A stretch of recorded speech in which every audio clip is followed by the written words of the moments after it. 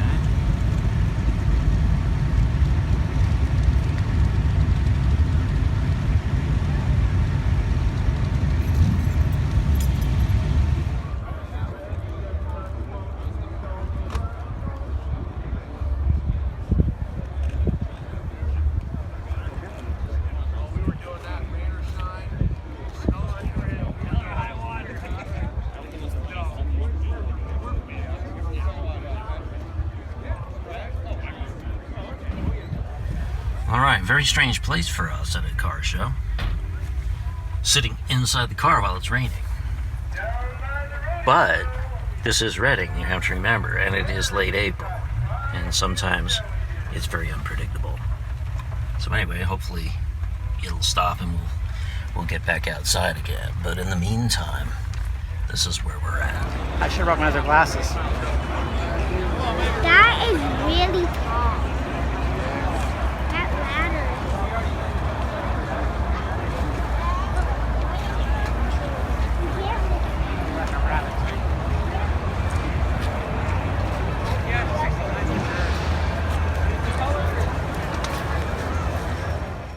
So, with a quick review of the videos, now it's time for a few pictures. Well, more than a few pictures, quite a few.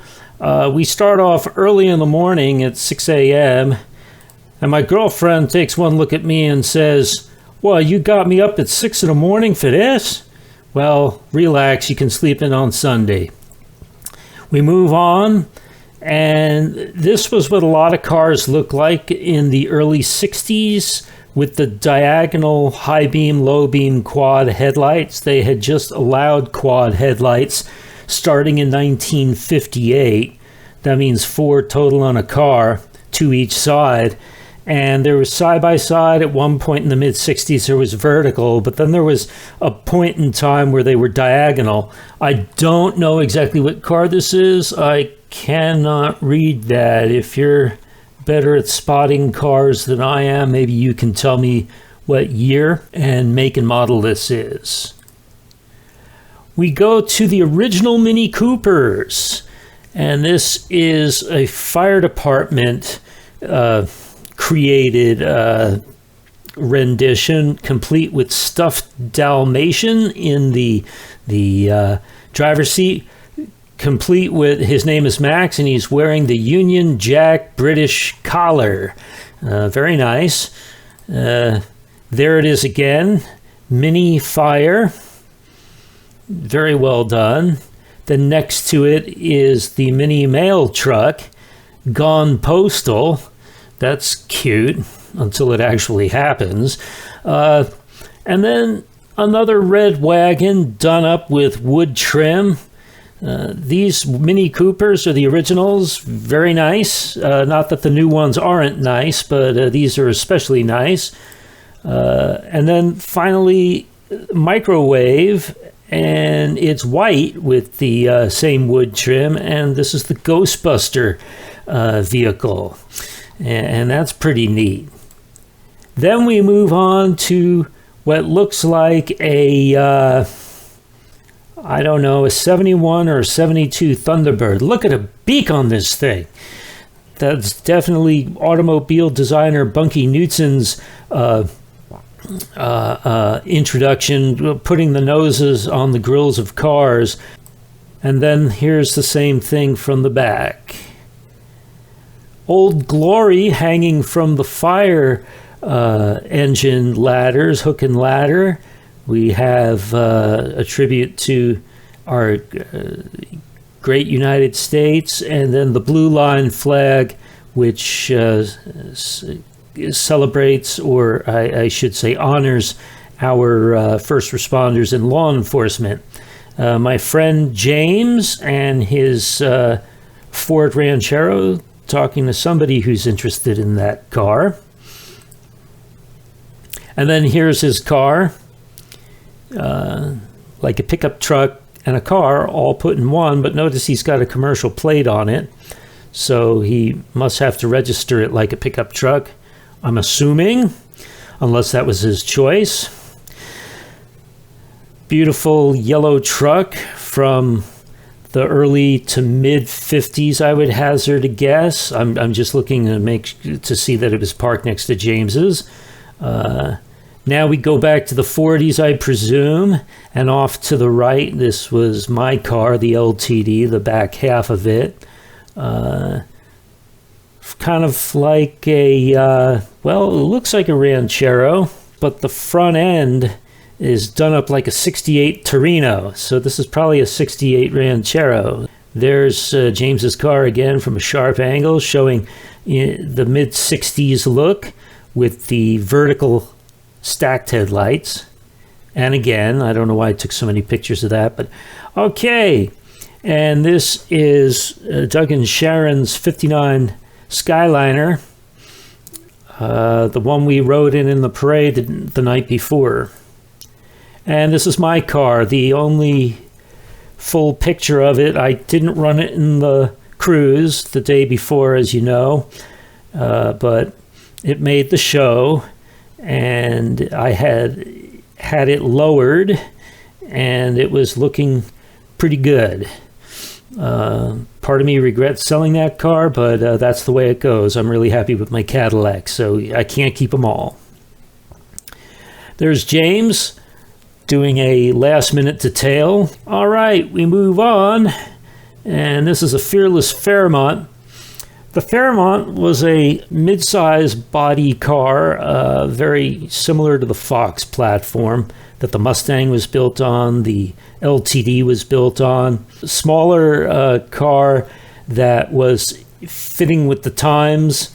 Looks like he's modified it to take an 8-cylinder engine. I don't know if these had 8 cylinders, and maybe he put the 408 badge on there. But anyway, he souped it up. And then this is a 68 Charger. Thank goodness for a license plate and the name being right there, else I might not have been able to identify it, and that would have been embarrassing. Beautiful car with the shaker scoop. Barracuda, beautiful color, I like that. We move to the 63 Stingray, and it looks like these are all the places, these are all the wins he got at various shows, and he's had a lot of them. So this car has been well appreciated over the years. Now the Lincoln Continental, very characteristic with its front fascia, its turn signals in the fender, and these concave wheel covers are very in keeping with the look of the Lincoln. The windshield wipers are hinged on the opposite side and are low on the left and swoop high to the right, the opposite of what, say, this car does over here. Yep. And of course, suicide doors, very much in keeping with the Lincoln tradition. And I love these medium width white walls, look good and period correct. And then a 69 Cadillac. It's sometimes hard to tell 69s from 70s, but I'm going to guess that this is a 69 because this is probably an original yellow on black California license plate. Starting with the letter Z, Z series pretty much ended 1969. Looks like another Charger or Challenger, an RT trim package. Beautiful period correct color. Robin's egg blue. Wouldn't look good on all cars, but it looks good on this one. Then an overall look at the car show itself, looking down the row, and you can see the unsettled weather we had along with the rain like you saw in the video. That looks like a Mercury Park Lane or a Mercury Monterey, I can't tell, but it's a very nice looking car. Looks like it would be a 68, maybe it's a 67. I do not know for sure. An overall view taken from the balcony ramp of the convention center where the show is held, looking to the northeast, or actually east, at all the cars parked out on the grass. And then this is the same shot we started the video with, looking out toward the flag in the distance. Pretty good turnout. So that's it. I'm John O'Flaherty, the B3 Burner, and I bid you adieu, and you have a nice day.